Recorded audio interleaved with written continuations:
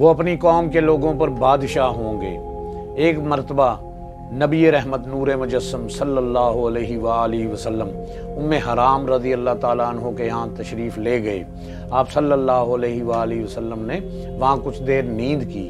جب آپ آقا کریم صلی اللہ علیہ وآلہ وسلم بیدار ہوئے تو آپ صلی اللہ علیہ وآلہ وسلم تبسم فرما رہے تھے۔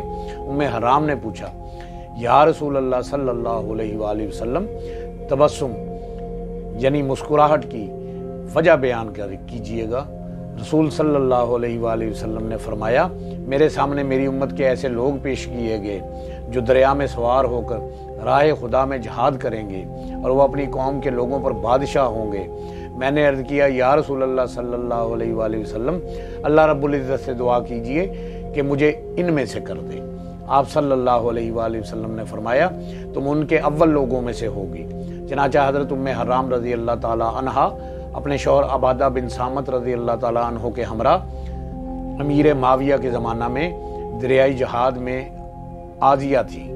جب وہ لوگ اپنے جہاز سے واپس ہو رہے تھے تو ام حرام رضی اللہ تعالیٰ عنہ کے قریب سواری لائی گئی تاکہ وہ اس پر سوار ہوں، مگر سواری نے انہیں گرا دیا اور وہ فوت ہو گئی۔